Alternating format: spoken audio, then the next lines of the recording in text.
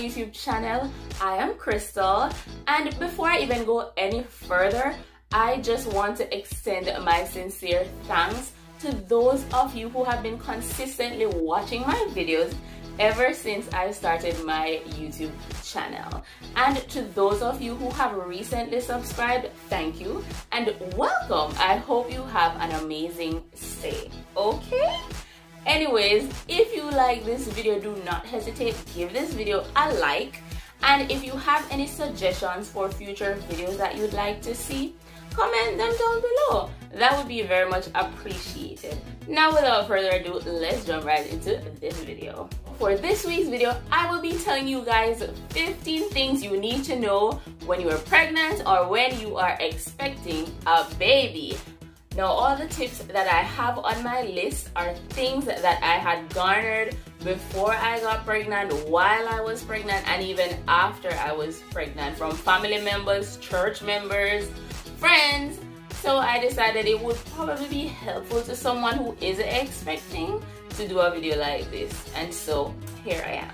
And the first thing that's on my list is finding a suitable OBGYN, okay? Now, this is the person you will be seeing for months to come. So, of course, you want to be comfortable with whoever you decide to use. Now, when I found out I was pregnant, I did a whole bunch of research because I wanted to find a good OB that I could use throughout my pregnancy.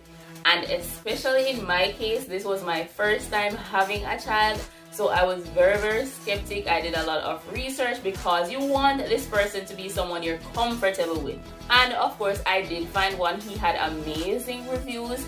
So I was like, okay, let's see how it goes. After the first visit, I wasn't too fond of him. I felt like he was pretty confident in what he was doing. He had many years of experience. But being a first-time mom, I wanted someone who would communicate with me, who would talk to me. I felt as if I had to be the one asking all the questions all the time in order to get an answer. And then he was very nonchalant about it, so I was not 100% comfortable. Well, I said, you know what, since it's the first visit, let me give him the benefit of the doubt. Maybe he's having a bad day or something. So after a couple more visits, I realized that that was just his personality.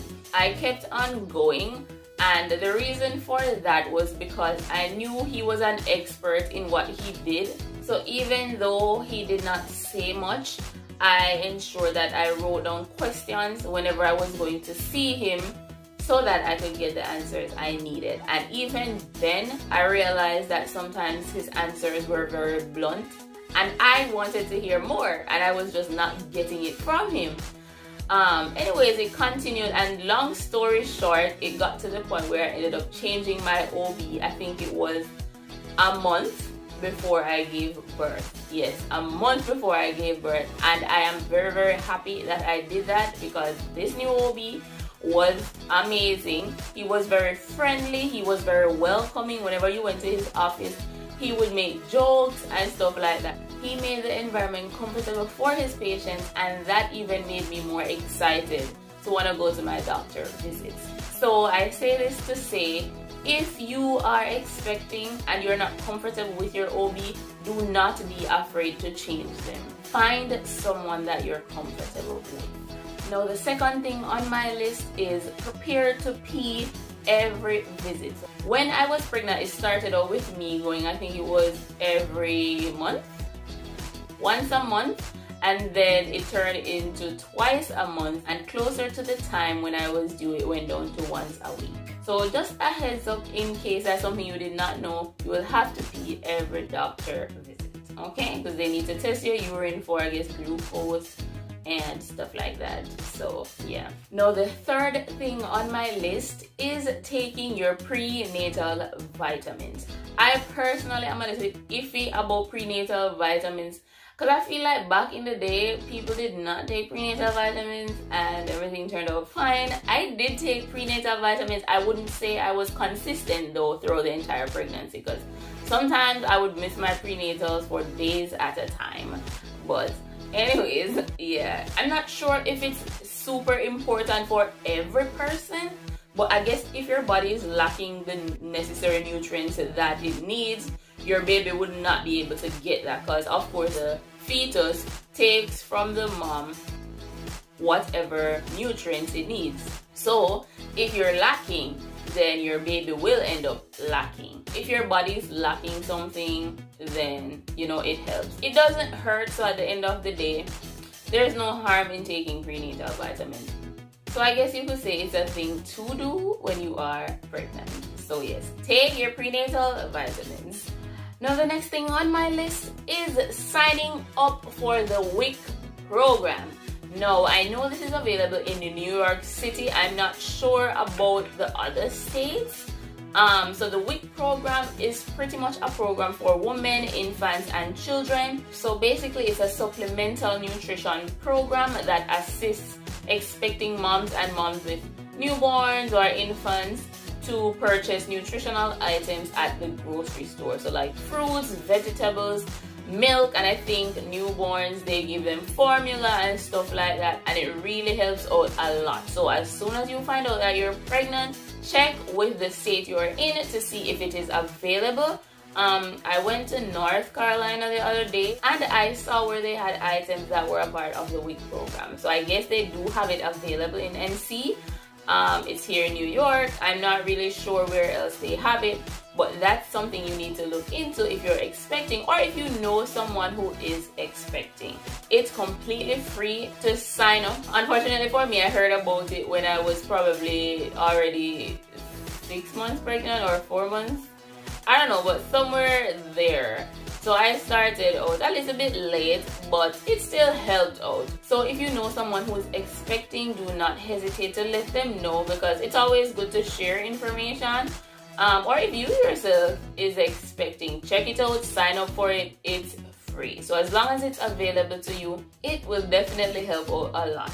Okay, now moving on to the next thing on my list, and that is checking with your insurance to see if you can receive a free breast pump, an electric breast pump. Okay, someone told me about this and I went ahead and I did it, and safe to say my insurance paid for my electric breast pump, and it cost like over $150. So if you can get it for free, why not? A lot of people have their insurance and do not know that the insurance pays for these things whenever you're expecting. I did not even know that. Someone told me.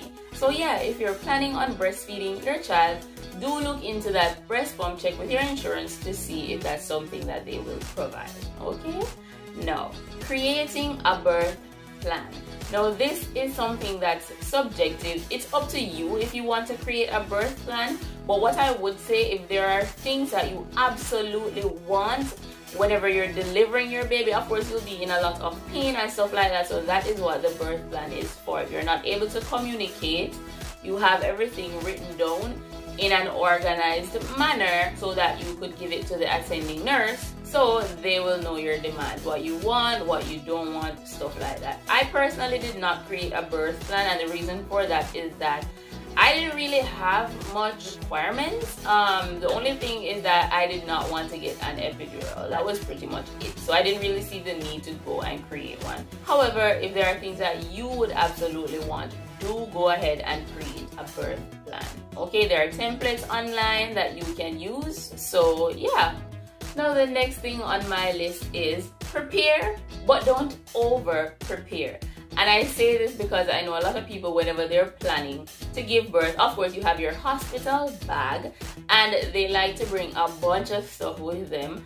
But just know that the hospital provides most of the things that you will need.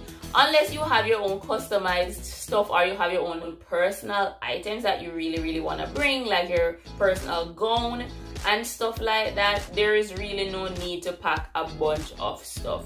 The hospital gives you diapers, formula, wipes, swaddles, pretty much everything that you need, especially for the newborn. So there's really no need to bring a lot of stuff, because you'll realize that you will definitely bring home most of it without them being used. So that's another tip. Now number 8, weigh yourself. Okay, try to weigh yourself maybe weekly, I would say. because you want to get an idea of what is happening with your body, if you're gaining the way you're supposed to gain. Unfortunately for me, when I was in my first trimester, I lost almost 10 pounds. I was that sick. I was vomiting multiple times a day. I could not keep down anything, so I lost a lot of weight before I started gaining. So weigh yourself to keep track of everything, and not to mention take pictures. Take lots of pictures and make videos of yourself. Thankfully I did that. Let me tell you, there are days when you're not gonna feel like doing it, but afterwards you will definitely thank yourself. Take a lot of pictures. Your body is definitely going to change. Take a lot of belly shots. I did mine like every 2 weeks because I felt like every week was a bit close and there wasn't much progress. But yeah, I took lots of belly shots so I could see the progress of my growing tummy, and I'm really happy I did.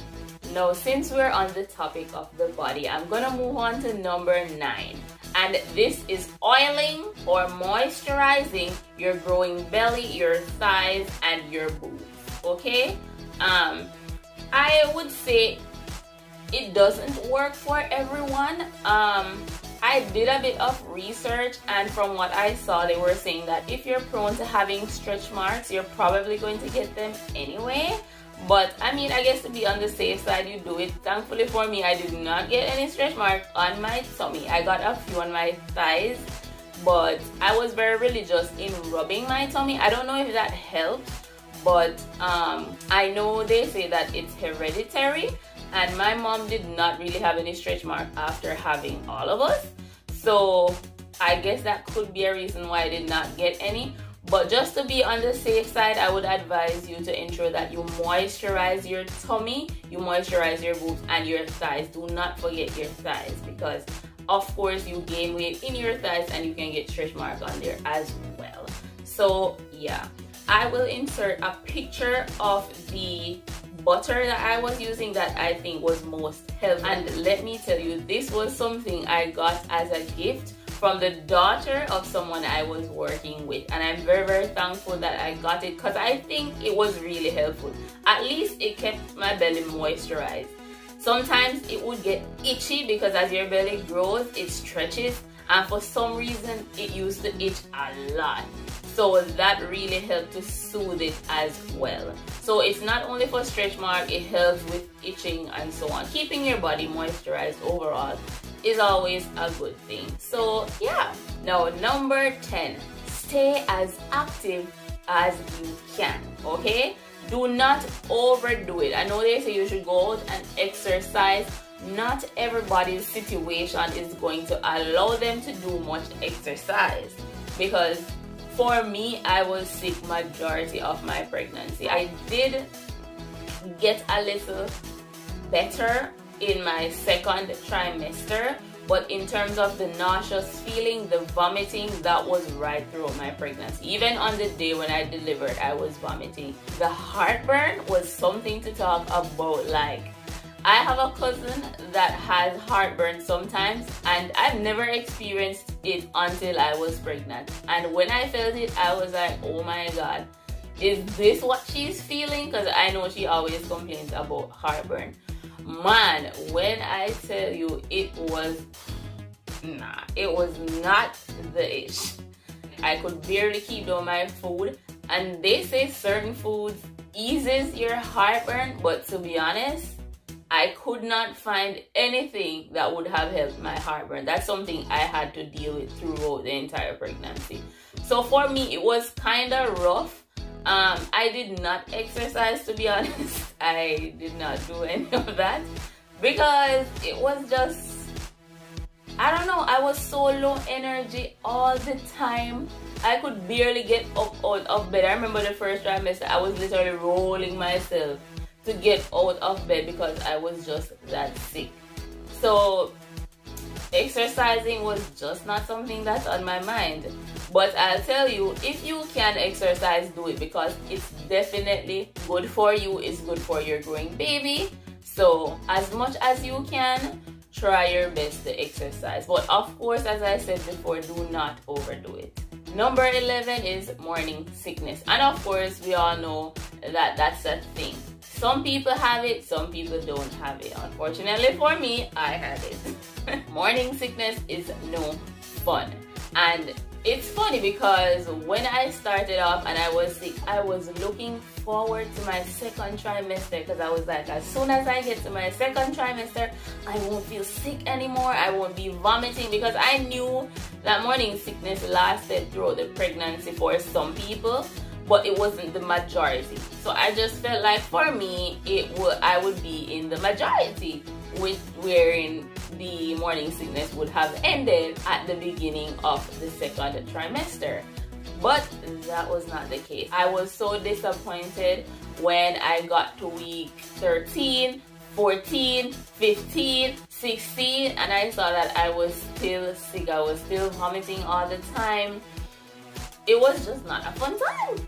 So yeah, that's something you need to know, that morning sickness, sometimes it lasts the entire pregnancy for some people. Just know that everyone's experience is definitely unique, and what someone else experienced may not be what you experience. That's just how it is. But hopefully that will not be something you will have to experience. Now the next thing on my list is signing up for free supplies for your baby. Okay, I am thankful that I learned about it. I know it's available here in the US. I'm not sure about anywhere else, so if you're watching from Jamaica or somewhere else, I'm not sure if they have it where you are. But yeah, this is something I know is available in the US. So if you're expecting, you can go on different websites such as Babylist, Amazon, Walmart, and there are a couple more websites where you can create a baby registry. And of course, each website has their own criteria in which you need to meet before they send you a box. So pretty much they send you a box with sample items for your baby. Some of them are full size. They send you nipple bottles. They send you changing pads, lotions, body wash, Pampers, like a lot of different brands of Pampers that you can test out, a lot of items. So do not be afraid to go on the websites, create your registry, and get your free items. There are many videos on YouTube that explain the process. Some websites want you to purchase something for $5, maybe $10, and places like Target, I know theirs, you just sign up and you get your box. There's nothing you have to do special. But I think for Babylist, we had to make a purchase of, I think, $10. For Amazon, we had to purchase something from the registry that we created. And for Walmart, I think you had to pay shipping. Don't quote me on that, but I know each website has their own criteria. So just look into it and yeah, do your research. There are many videos here on YouTube that explains in detail how to go about signing up for these baby registries, and they even go as far as showing the stuff that they receive. So if that's something you're interested in, definitely check it out. Now, the second to last thing on my list is ensure that you take as much time as possible with your significant other, because whenever that child comes into the picture, you guys will not have as much time together. Okay, the baby is the one that gets the majority of the attention. So do what you need to do with your partner. Enjoy your partner, go out together, go on dates, just enjoy each other's company before the little one gets here. Because let me tell you, after the baby is born, you will barely get time to date your spouse. I literally have not been on a date since my daughter was born. And it's even worse now with the pandemic going on, because who am I gonna leave her with to go on a date? I'm not comfortable doing that at this point.